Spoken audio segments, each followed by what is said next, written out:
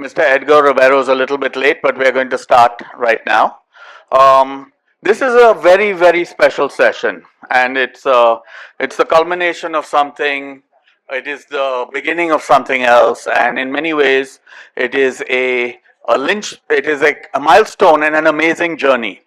For those of us, most of us here, none of this is news or a surprise, but or will not be something that you don't know. But 40 years ago, the Goa Foundation began its work on behalf of the environment of Goa, and for 40 years, the bulwark of the defense, the resistance to the rapacious forces that have attacked Goa, is this amazing couple, Claude and Norma Alvarez. Norma is an Claude, of course, is a role model. But I must say, my icon for Goa for many, many years has been Norma, Padma Shri Award winner Norma Alvarez. Um, she raised three wonderful sons, which I also have three sons. But she raised three wonderful sons, then went to law school, and then has represented Goa with such dignity, grace, forcefulness at the highest level, and won victory after victory against the most powerful, greedy, predatory forces in India. Salute to you. Salute to both of you. Um, 40 years ago, it was Goa Foundation. Just a few years later than that, I got in my hands this amazing book with a Mario cover called Fish Curry and Rice. Way before generations of scholars started to look at this, Claude and Norma looked through the lens of Claude, actually looked through the lens of food, but also our culture, wrote the cultural, social, environmental history in this amazing book called Fish Curry and Rice, which has been a collector's item, but also unavailable for long periods of time because everyone bought it. 20 years, 20 years. I have a battered copy which I have consulted many, many, many times over the years, and it was always rumored, including by Claude, that a new version would be coming. And I'm so, so proud that at the Goa Arts and Literature Festival this year, this amazing, handsome volume is now available. All funds for this is a collector's version.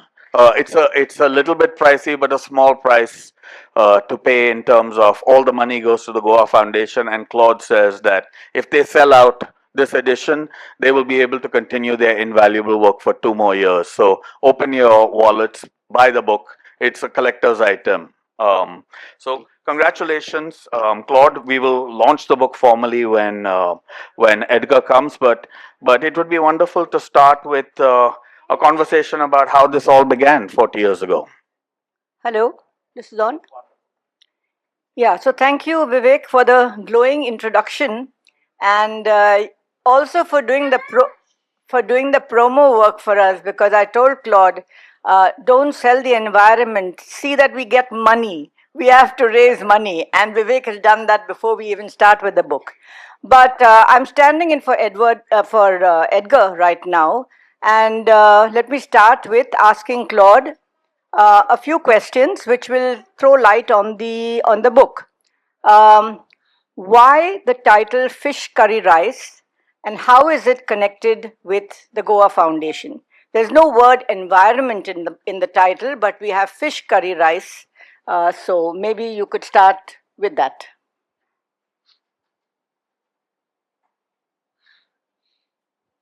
Yeah, hello. Hello, can you hear me? Yeah. The origins are quite obscure. There was a chap called Reggie Gomes who was running an institution in Panjim called the Goa Research Institute for Development, the GRID. It's called the GRID that time. And he said, Claude, see, this people in Delhi are producing all these environment reports. Why don't we produce one for Goa? So we said, yes, let's produce an environment report for Goa, because if we produce it, it's different from if an academic produces it. I'm not running down academics. I was an academic myself. Or if somebody else, a government agency produces it or whatever it is, let's do it. It'll have a different perspective. So after we finished the book, I told him that we'd just like to have. Why don't we put the title Fish Curry Rice for it? And he was appalled. He was appalled. He said, no, how can we put fish curry rice?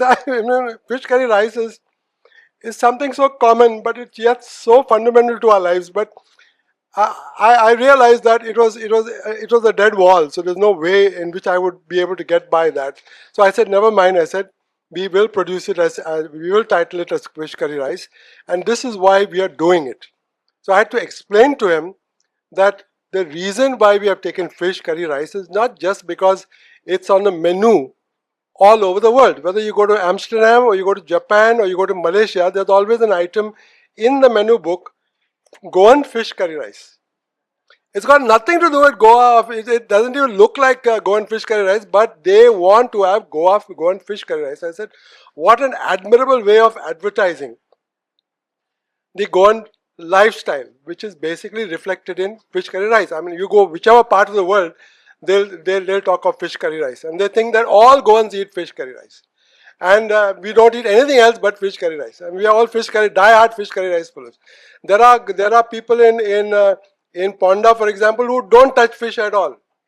I mean, Sadle and all these people, they don't touch fish at all. There are communities, like in all over India, you have communities with different food habits, so they will eat something. Now, we have fish-eating Brahmins, we have, vegetarians who don't touch this, there are some other people who don't touch, but the issue was not just what we eat, the issue was how these three words are actually a symbol of the Goan ecosystem. It's very clear. I mean, you don't. All the people in this audience are totally intelligent enough to realize. I mean, fish is our coast and our fish and fish diversity and kazans and everything. And rice, of course, is again our kazans and our fields, and coconut, of course, is again representative of all that we generally, if a Goan goes to any part of the country and he's served any type of curry, he said, this is not a curry. It's cooked with tomato, it's cooked with some onion, but it's not cooked with coconut. And I remember when we took some of our staff to Delhi for the first time in their lives, they'd never seen a train. When they got into a train and went to Delhi for the book fair, for 2 days they were very unhappy because they couldn't get coconut curry. They went and hunted for a coconut, brought it home, mashed it somehow, made coconut curry, and then they were happy. So it's you got to realize how strong this urge is. And what we said we'll do is, we will ensure that all the items that come in this book will be related to fish, curry, and rice. So if you look at the sweets chapter, there's a chapter on how to make sweets, which is illustrated by Kavya, who is a young girl from Palane. If you look at that, it's all coconut, this jaggery made from coconut, and all rice like pinag and all that sort of thing. So and coconut oil. So everything which is there in the book is related to fish, curry, and rice, and the undercurrents are the ecosystems that enable us to have bounteous quantities of fish, curry, and rice. So that's why we decided to go into fish. Yes, so you have this intriguing title where some people pick it up as a cookbook, thinking that, well, it must be having some good recipes, and if you look through the book, well, you think that there are many recipes. I believe that you have some recipes of fish curry rice in the book. See, I got into trouble on that because there were many husbands who bought this book on their visit to Goa and took it home and gave it to their wives, and they were looking over the whole, at that time it was 200 pages and they couldn't find a single recipe of, they misunderstood the point entirely. But I didn't want to be faced with a consumer action somewhere under the Consumer Protection Act that I have sold them a book which didn't contain any recipes. So in the second edition, we immediately brought in some remedies. Some fish curries and all that. We spoke to Martin's. Martin's Beach Bar was a very famous thing at on this road to Donapala Road, and he gave us some recipes and so on. And then right now we have graduated to 3 or 4 good recipes like amortik and so on, so that you really feel that you've and we have used, of course, the Odette Mascarenhas' cookbook. We have got permission for that, and we have tried to literally give some idea about how Goans eat. Yeah. So now this is the 5th edition, and why has it taken so long to bring out from the fourth? I think, if I remember right, was something like 2000, in year 2000 or 2002. 2002. Has it taken you 20 years to write the fifth edition? Or, I mean, what is the reason for the delay? Is any no one, your wife didn't help you, nothing? That's a difficult question to answer because I was just going to say my wife was responsible for it all. Because all those 20 years have gone in court cases. And she is a very hard taskmaster. If she is not prepared for the case, we have hell. I mean, Om is here. He will tell you how difficult it is for us to operate with this woman when there's a final hearing scheduled on the board. And we have to chuck everything out of the window, including fish curry and rice. So I've had to repeatedly throw fish curry and rice, keep it aside, keep it aside. Now, Nivedita, who's here in this audience, Nivedita, please stand up. Nivedita, I found her when I had gone for a meeting two and a half years ago to Kerala. We gone for an organic farmers meeting, and then while we were having lunch, she came to me and she said, "I read your article somewhere, whatever it is." And then I said, "What are you doing?" So she gave me some spiel about what she was involved in. But I didn't expect that a few months later she would turn up in Goa to come to see me. I said, "You come. What can you do?" Um, the moment I had some idea about her capacities, I said, "Would you work on fish curry rice?" Because the person who started work on the fifth edition of fish curry rice, Vidyadhar Gadgil, is there in the audience. Stand up, Vidya. You are not going to get away. He is the one. He worked on the 2002 edition. All those funny remarks, those things that you find in the book are because of him. Particularly if that article on Baile, people from outside and all that is written by him. So he gave up. He said this guy doesn't have the time. He's not going to be able to guide me on how to prepare the new edition. It is our 20 years old. So he just retired. She jumped in, she came into the gym, jumped into the race, she walked into a trap. She really didn't realize. She thought it'll be over in 6 months. And I also thought it'll be over in 6 months. It took 2 years and she also walked out. She said this guy is doing nothing else. He's going to dupe me again for another 2 years. Nothing's going to happen. No book's going to come out. And she walked out. But she was extraordinary.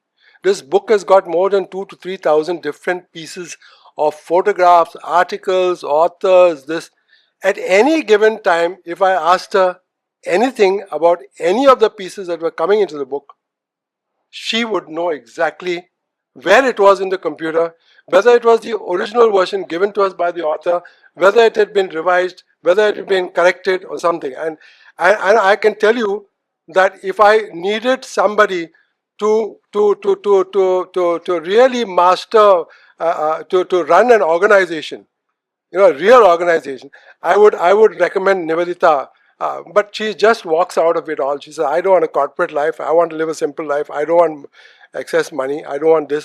So that's the type of woman she is. But here is Edgar now. Let me stop. Edgar has come.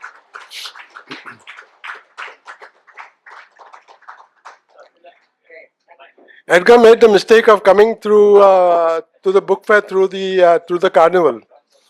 So he got stuck. Edgar, up here on the stage. Come to side here.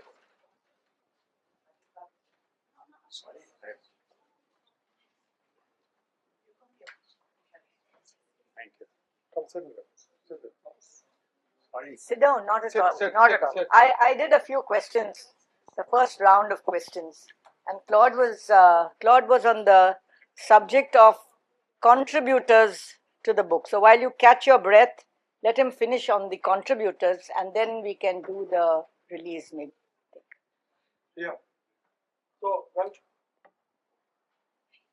yeah. So for this edition, we decided on something else altogether, and this is a sort of a community edition because for the first time I met that that mad artist, Swabu. Where is he? He's not here. He's not here. But everybody knows Swabu.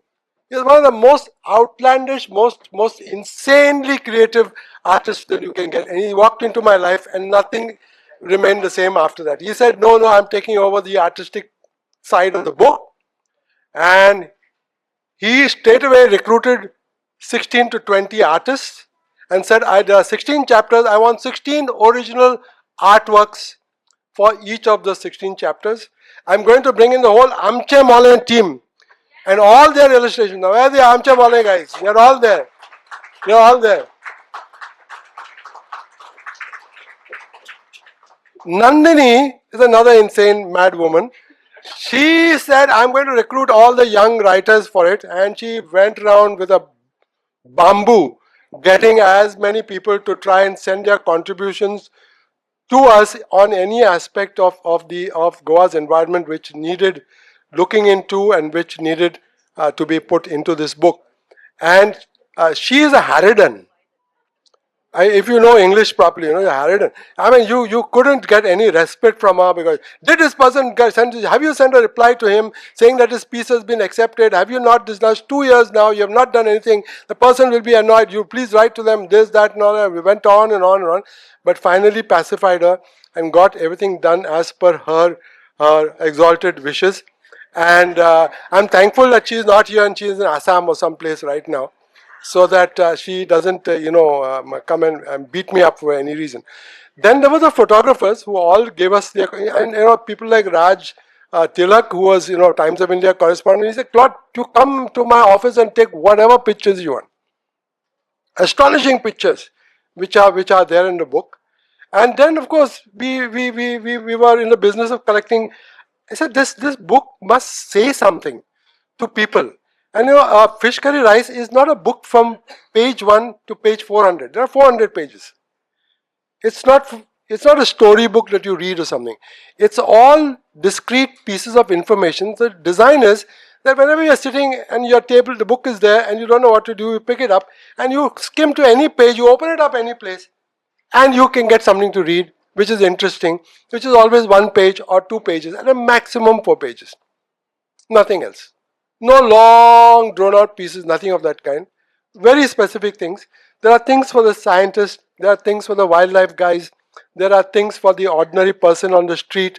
There are academics will be happy with it because all the stuff inside there is verified, is checked with reports and all that sort of thing. All that took place over 2 years. So in that sense, it's more than 170 people who have contributed to this book.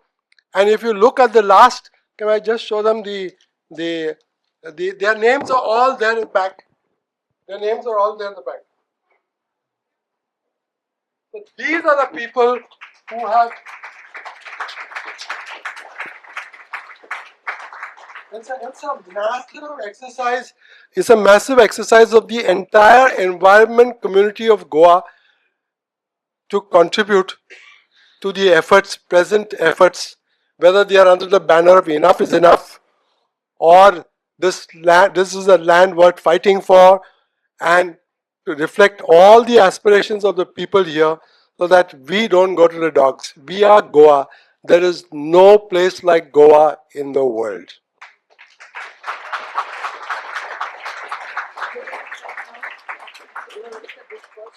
Yes. I think we should release it. So my wife is objecting. She says release the book. Because he's waving it all over. So you can release it sitting. I don't understand. You got to open it up. Yeah,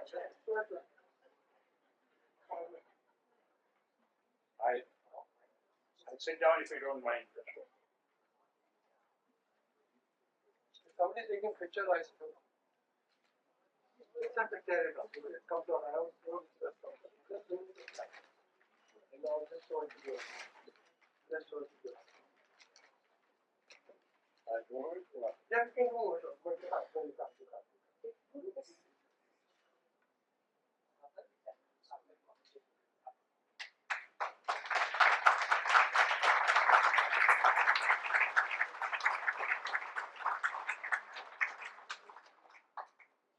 Praise the Lord.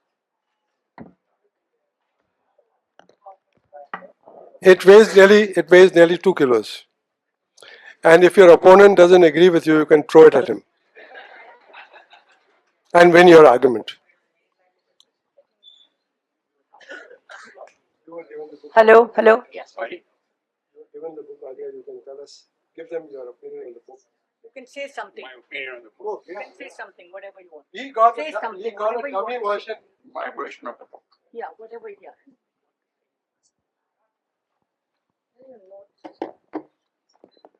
There it is.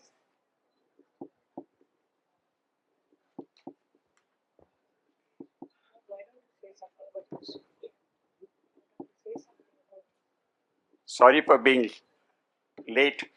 I was following the route to take here and I got caught in the whole traffic.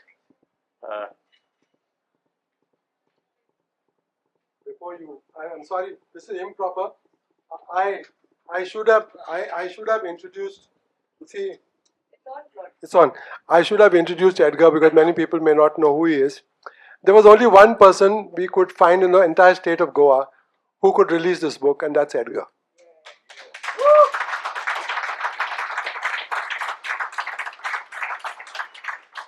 The former chief town planner of the government of India in 1964 came to Goa, was sent to Goa to set up the town and country planning department, and was responsible with Charles Correa for that amazing document called the Regional Plan of Goa, which for the first time set under protection 82% of Goa's landmass. 82% under conservation.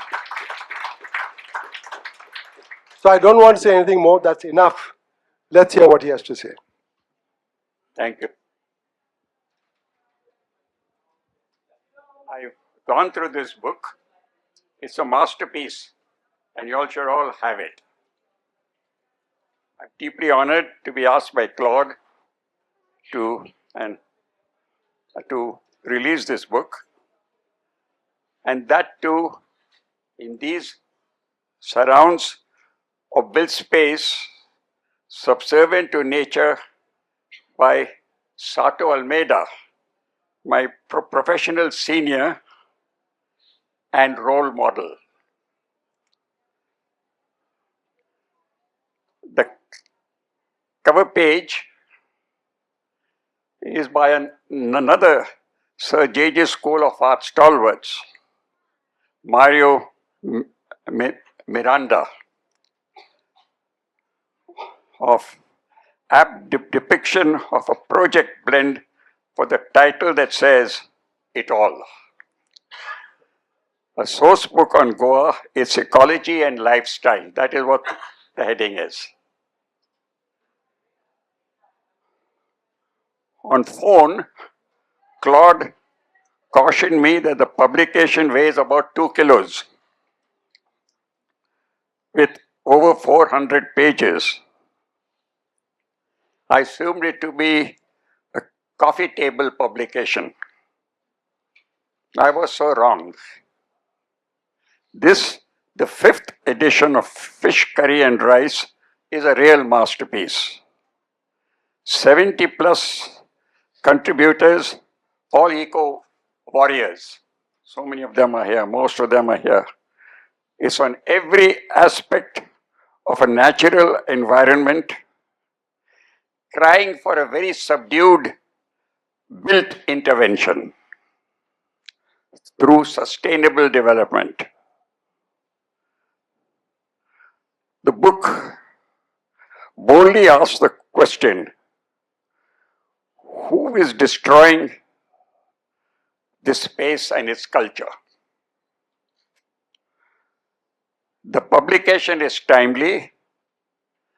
The citizen is up in arms, leading to the enough is enough war cry led by Justice Ferdinand Ribeiro, retired, and 10 charter citizen demands, since endorsed so far by at least 2 senior retired justices. Clearly, elected and bureaucratic Goa is on the back foot. Congratulations to Claude, Norma, and team at Goa Foundation who are to receive profits from the sale of this work for Amchai Goa. This is what is my take on this book.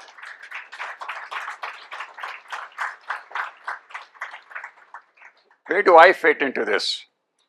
I'm not an activist, but an admirer of the 70 plus committed warriors. Several more like-minded who are bound, and several more who like-minded who are bound in the state. You can see them all here. It's the smallest state of the union. I've been a central government spatial planner who superannuated as the chief, a post not very high in the bureaucracy, but I was the senior most accountable spatial policy and structure planner, which means the government had no option but to follow my advice. In doing so, I was asked the question by my senior bureaucrats, now, where to from here? You just can't start criticizing. Where to? What is the step? What does my minister tell the people? If I agree with you, these are the restrictions, and that is how the whole thing will work. And that is a question which I pose before all of you all. That it's a great book. It's already explained by so many people behind the scene, and it asks these questions very pointedly. Where to? So this is what I have to say. Just a few doubts, which if I can raise with Claude and Norma. It's not a doubt, it's just an inference which is coming out from the book. You make a lot of reference to Professor Madhav Gadgil, my friend and everyone's friend here. His world, the UNESCO drafted Western Ghats, he put it on the World Heritage Map. And the question is, it's on the World Heritage List, the Western Ghats World Heritage List. The government intervened in that. The Kusturiya Ranjan Committee was created and it reduced. Madhav never agreed with that. And he says that will lead to a destruction of the Ghats, several areas. And to his dying day, he kept to that word.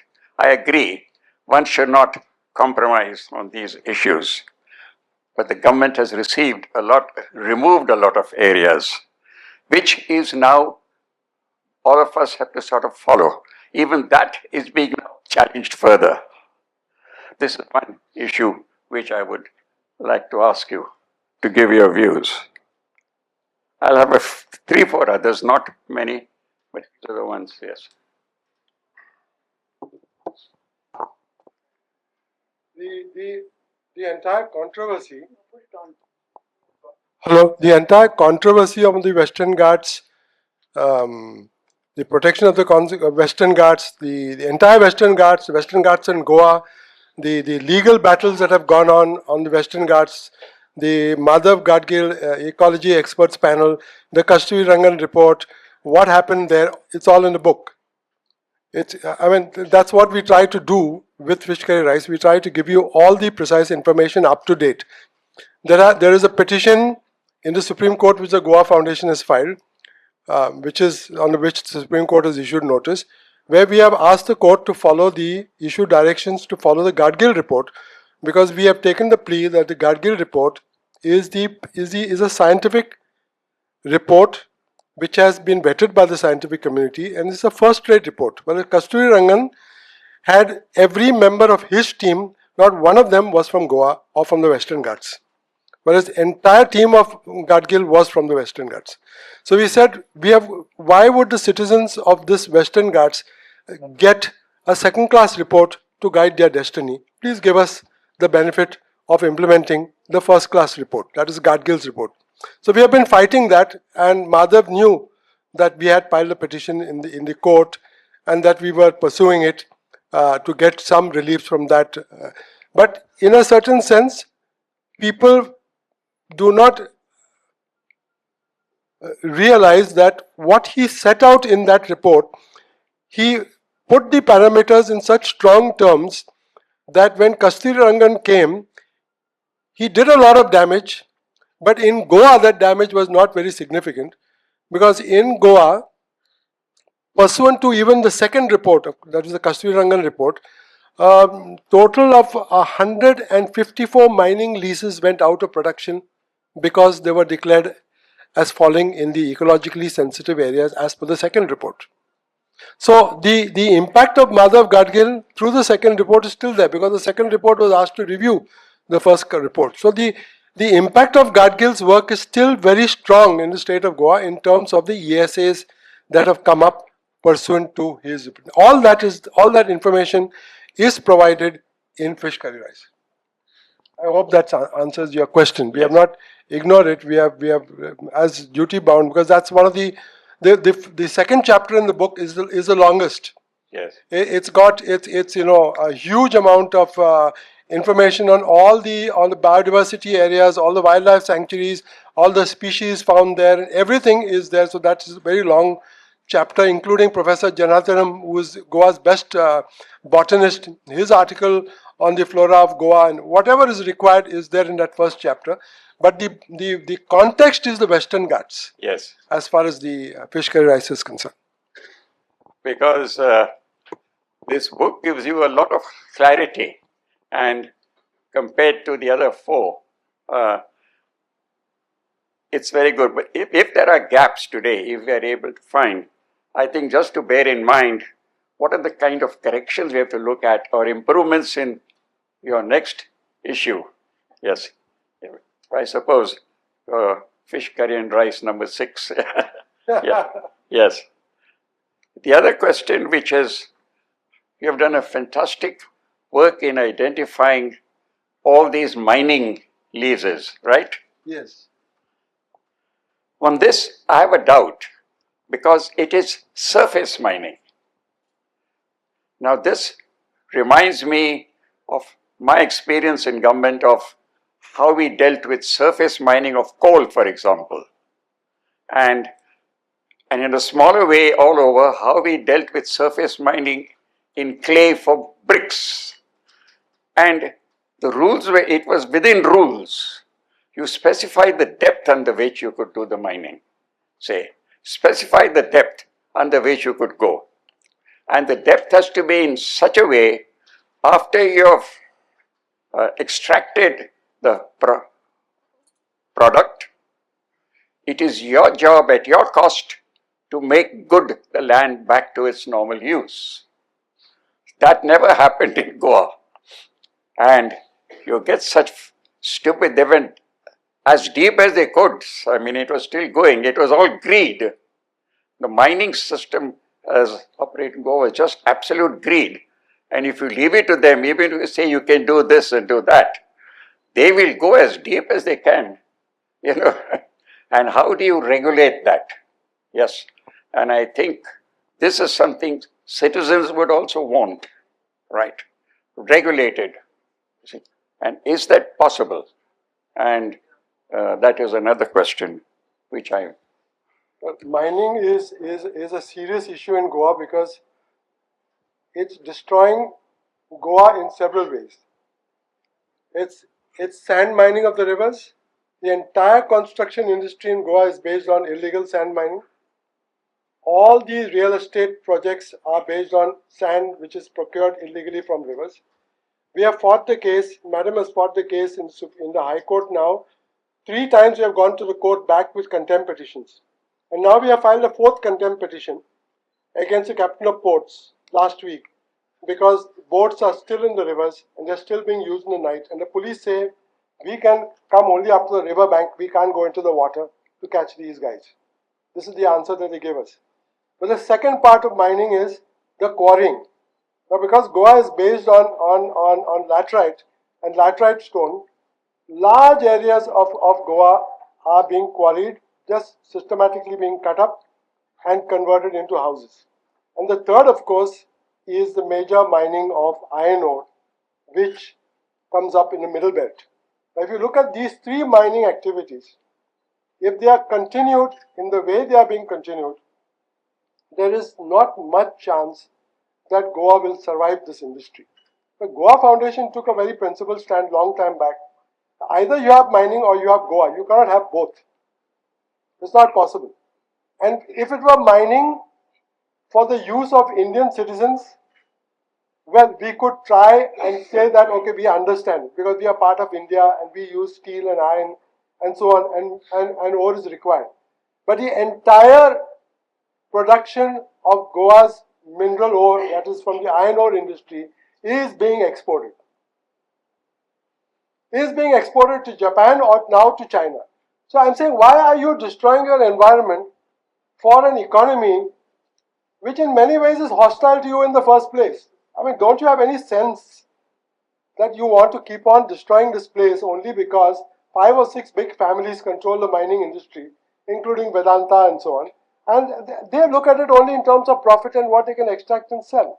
So we took a principled decision at the very beginning. We went to the Supreme Court on it in 2012 and we told the Supreme Court, we don't want this mining. And we took 50 pages of photographs of mining, what mining has done, and showed it to the Supreme Court judges. Those judges, 3 of them, they took that volume home. They didn't take any other volume. They took only those volumes home. The next morning when they came back to court, one of the judges, I remember Justice Kalifullah, was retired now, he said, no, we don't want any more mining in Goa. But Justice Patnaik, who was leading the bench, said, see, we can't stop mining because it's a law passed by Parliament. There's nothing we can do, but we can only regulate it. And we can ensure that it is done properly. But you know that in this country, nothing is done properly. So they shut down mining. They restarted in 2015. We got it shut down again by 2018. It was shut down till 2022 to 2023. They started in 2024. Again, they began illegal mining. So there's something that the citizens must take seriously because nobody should even dream that what mining is doing in Goa can be rehabilitated. And that's why if you look at the book, we have put 6 pages of those photographs which we showed to the Supreme Court judges so that people see those pictures and then can join discussions about whether the damage done by mining in Goa can be repaired. In our personal view, it cannot be repaired. As Edgar was saying, they have gone right down into the ground. If you stand on the side of a mining pit and you look down, the trucks look like ants. That's where they have gone. And all the material to fill those pits is now in China. That's our situation. And that's why the mining thing is extremely strong. The Supreme Court has passed several judgments on it, and even now the High Court is hearing a petition on dump mining in the state of Goa, which has been going on for 3 to 4 days. Whether they are doing it properly as per Supreme Court orders or not. And we have said they're again violating all the rules because these guys, once they have learned that they can get away with doing things improperly, they have got into that habit in an ingrained fashion and they are not going to stop. So you take a community decision, whatever it is, no further mining please, because you are not able to control it and you are not able to bring it, you are not able to do it in any sustainable way. And as far as we are concerned, there is no sustainable way of doing mining because you've got only few resources left. The Justice Shah Commission said there is enough ore in the ground at the present rate of extraction for only 9 years in Goa. If 9 years, What are you destroying Goa for 9 years? Because the miner, after he destroys the pit and removes the ore, he's got no money afterwards to put back into the pit. The money is good for taking the ore out because you're getting a handsome dividend, but to put it back, there is no production. It's only putting back, and they don't want to spend any money on that. So that's our situation. So the mining chapter, I would encourage you to look at the pictures first to see how devastating mining can really be, and it's purposely done that way because I know people sometimes don't read all the articles. At least they will look at the pictures, and we have done just because I'm talking of the pictures. There are two other sets of pictures that you should see. One is the pictures on tigers. The Goa government, for example, has taken an official view in the Supreme Court that there are no tigers in Goa. Today, there is a carnival float of the Forest Department with a tiger on it. The second set of pictures you should see is the animals killed by the railways. That's also given 2 pages with about 16 photographs. And look at the damage done so that you don't accept the railways argument that they can do things without killing wildlife. They're killing wildlife indiscriminately. That wildlife doesn't have a chance with trains moving at 80 kilometers per hour down a slope. They have no chance whatsoever. You got to get them to stop. And you have the Amche Mole campaign brought that project down to a complete halt, with the Supreme Court supporting them. Now these guys have come out with another report, but fortunately the new report says that the damage which will be done by the railway track will be irreversible. So we are banking that good sense will prevail and that the politicians and everybody will say no to that particular part of the railways so that our wildlife at least is intact. So fish curry rice is not just text, it's photographs. It's very powerful. If you look at this one artwork done of mining in an hourglass. I don't know the exact page of it. These are done by young artists from Goa, and they are able to depict the impact of mining in their art in such remarkable plays that Subodh Kerkar, who is also one of the contributors, had an exhibition of artists on mining, on the mining situation in Goa at the Museum of Goa a couple of years ago. We have used some of those pictures. Yes, thank you. See, ultimately, the fact is, it's a finite resource, and we cannot keep on having it in perpetuity. Yes. So, there's employment related. One has to see how this is systematically phased out and new. It's too small a state to handle that. Another question is when you come to forests. In my opinion, because sitting in Delhi, it had access to all these resources, mapped resources, and I thought the maps prepared by our nation on protected and reserved forests was very good, and we used that quite extensively at the policy level. It had to be finely tuned when you get down to actually defining the areas forests which have to be protected and reserved. That has also applied to Goa. But suddenly I find they make a distinction here between government forests and private forests.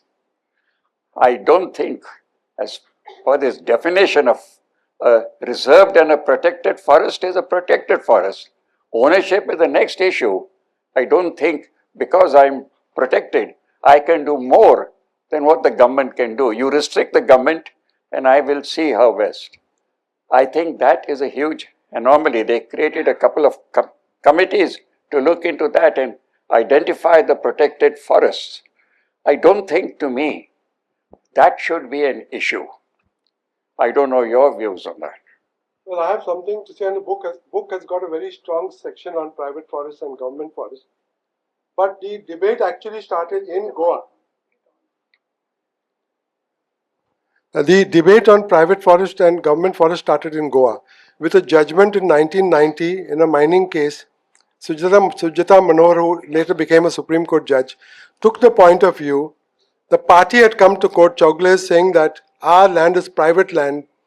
No doubt it's got trees on it, but we can cut it down. And the forest department said, there are too many trees on this plot, it constitutes a forest. And Sujata Manohar said that if a forest officer says that it is forest, we are going to recognize it as forest because the Forest Conservation Act, not the Indian Forest Act which you are referring to, the Forest Conservation 1980 does not discriminate on ownership basis and says all forests have to be protected. Goda Varman in 1906, that is before the Supreme Court, judgment passed by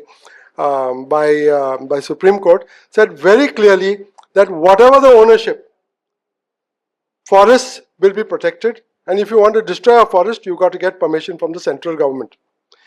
The issue became afterwards, how do we identify, because people said that this is a private land, it's not forest. So the Supreme Court passed an order, set up committees who will go and inspect all the lands in every state and tell us whether that land is a forest or not. That's all we want to know. Now there was no doubt about the government forests, because the government forests are government forests on record, because where anything that comes in a Form 1 and 14, which is shown as Forest Department or whatever it is automatically a forest. There's no dispute. Even if there is no forest, it's forest land, so it's covered by the Forest Conservation Act. But on private lands, there was a big dispute raised by the private landowners that we are not forests, we have got cashew, we have got coconut, we have got other things, these are not forest trees and so on. So the Supreme Court set up committees. And in Goa, these committees were set up to identify areas which were forests, which were all private lands. They did the government forest, they did the plantations, they also visited all the private areas. Wherever there was a forest, they didn't even know whether it was a private land or not. They said this survey number qualifies for being a forest. And they said that there's a criteria. It must be 40% canopy density and it must be 75% forestry species. If it is all cashew trees, it's not a forest. But if cashew trees, 1 or 2 cashew trees are there, that's not a big problem. 75% must be, and it must be a 5-hectare plot. So Norma and I have been fighting this in the Supreme Court, High Court, now from 1900, from 2000 and from 2000 itself. We went to Supreme Court in 2000 because they appointed a second committee to undo the first committee's work. Supreme Court stopped that. Then they set up another committee, but it's too gross a history to go into. But ultimately, in 2022, the government finally notified in the Gazette 46 square kilometers of private forest as forest in the state of Goa. 46 square kilometers. And the Forest Department concedes that there are 200 square kilometers. Square kilometer is not meters, square kilometers of forest to be documented and put in the government record, because the court judgment says that whatever the record, any official record which shows the land as forest, Forest Conservation Act will apply and the trees will not be cut. So that battle has been going on. No, you want to add something? So we have got only 7 minutes left to continue this conversation because the next team starts. So this whole controversy of forest is reflected in fish curry rice. We have the Portuguese protection of forests, then the Indian protection of forests, then the private forests, the judgments of the High Court on private forests. All that is you will find only in this book. You won't find it anywhere else. Because we have been involved for 20 years in the litigation on private forest, and after 20 years we got 46 square kilometers notified as forest in the government gazette. So that is, you can say, final. Now we are still trying to get the next 30 square kilometers. Next hearing is on Wednesday. In the Supreme Court. In the Supreme Court. Before Justice Nagaratnam. And last time she said when this case was put before her, she said, why are you trying to convert Goa into Mumbai? She made that statement when it came up just about 3 weeks ago. And why are you trying to do this? One of the parties who was joined was the what is it called? Confederation of Real Estate. Confederation of Real Estate people in Goa. So she asked me, she said, why did you join them? They are the people who are behind this whole thing. But I had to join them because they applied to be joined in the National Green Tribunal when the matter was there. And out of the normal way is that whoever is in the original matter as a respondent, when you appeal the order, then you have to join them. So she shook her head to say, don't bring them. They are behind the whole thing. Now your board says 5 minutes You left. can please ask the audience. I think we can stop talking if they have any questions. Okay, so then we maybe can- maybe if you have any questions, I got only 5 minutes left. The board is up to say 5 minutes. So is there anything else that anybody wants to know? Short, brief, quick, which we can answer. There's Albertina who has put a hand up. Someone at the end.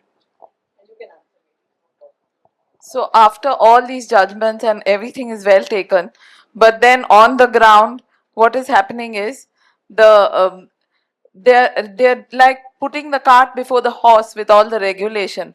You know, this post facto EIA, etc. So now you have EIA which is done first, and then the people are notified for surface rights when it comes to mining. So this is I mean, it puts everything else. It kind of destroys everything else. Then then you have to deal with the power that these people wield, like you rightly said. So they have so much power that when their notices are sent from the collector's office, they can put 5 names on one envelope in the post office and serve a notice on 5 people on one envelope by post. This is the kind of power that is there. Plus discrepancies in names because of social issues. So I'm just trying to understand, where does one, meaning after all these struggles, of course there are wins, but what else now? Because again, it's like, I mean, on the ground, this is where it is. That's why I joined Justice Ribeiro. Anyway, I think that we should try to conclude this session. One of the things that disturbed me when I was looking at the book was when we said that the earlier book was this is the 2002 edition. This is the 2002 edition. It was a paperback, and there was a hardback edition. But we consciously bring it up because all the students in the state of Goa, when they are asked to do environment work, they go to the library and they ask for fish curry and rice. So it's very important that this book reaches and is there in every school and college and so on. So price is a very important factor. But on the other hand, the Goa Foundation has produced this book. It has produced several editions of this book, and those are available everywhere. But we need funding to support the organization to survive coming years, because we don't get grants. We don't want grants, because we have seen with all our NGO friends, when they get grants, they are actually writing big reports to justify those grants and the work that they did in the grants. We don't get foreign grants, because if you get foreign grants, Modi's government will come and shut you down. So there's no way you can do any work with foreign grants, except if you declare yourself as a member of the RSS or something, then you will be able to get. But otherwise, they even closed down Ulas Karan's Tiger Center for Wildlife Studies, which had established tigers in the state of Goa. They closed it down. They said that no, you have violated the FCRA. But fortunately, the Karnataka High Court just cancelled that order of the Home Ministry and told them that you can continue receiving funds. So I'm saying our thing is that we only survive with funds. Now, my problem is, being involved in environment litigation and environment work for the last 40 years, I invariably meet people at airports or at railway stations or in the bazaar or on the street and say, you're Claude Alvares. Thank you for saving Goa. Thank you for doing whatever you're doing and this, that and all that. They give me this bhashan and I don't know how to respond. Now I have a queue. You think I'm doing good? Just buy a copy of Fish Curry. What do you want to say? Can I have the last word? Yes. Because I belonged to the most maligned profession today. Yeah. Town planners. It's also my job to try and defend them the best I can. And what is missing is a framework for all that we are saying. You just don't put it down at random. And I just want to mention it very clearly. If you look at all the laws in the country, the central, state, and concurrent list, they must be running into 7,000. It's all governed by their preamble. The preamble to the act that states how land can be used and at what intensity is with the state list, which is with the state town planning departments. That is very clear. This has undergone a change from how land can be used to how land can be used and at what intensity. And today, between local government, that is between municipalities and panchayats, it has really become, after the 73rd, 74th, it has become a people's plan. It's a people's movement. For that, I want to say, Goa, the small state, some call it an accidental state, it should never have been a state, these are disputes. But the fact is, in its area is clearly defined and demarcated into one state, now 3 districts, 12 sub-districts, 14 municipalities, 1 municipal council, 13 municipalities, 194 panchayats, all without overlaps. That is because you have a fantastic ground level map available. And this is what is going to be, you should use this as a framework because it is a people's movement. The plan says, and I was told, keep your plan simple. If it is complicated, that means I never have rules. And if a person doesn't understand your plan, it is not a plan. And that is the kind of message which, now the last thing, who should prepare the plan? The planners are trained to prepare the plan. Right. I mean, it's like asking the doctor, who should do the surgery? The minister, say, Mr. Rane will say, of course, I have got trained surgeons who are experts in that will prepare the plan. But my job is only to direct him how to use the scalpel. It's like as good as that. Yes. If you remove that kind of a barrier from the planners, they have a great document to go from. And it is a people's movement and you can answer everything on the ground. That's what I have to say. So we have run out of time already. Thank you very much, everybody. Thank you, Edgar. Thank you, Claude. Thank you, everyone. The special copy that is a collector's item is only 200 copies, but the bulk copies will come 10 days later. And we are going to have a promotion, a lecture by Justice Gautam Patel coming specifically for that in somewhere in city of Panjim. So keep that in mind. So those who can't get copies today will certainly get them 10 days later. Thank you. Big hand for Goa Foundation, Claude and Norma Alvares, and Mr. Edgar Ribeiro. Thank you so much for everything you've done for Goa. Very proud of this moment. Really appreciate this. A big hand. Yes.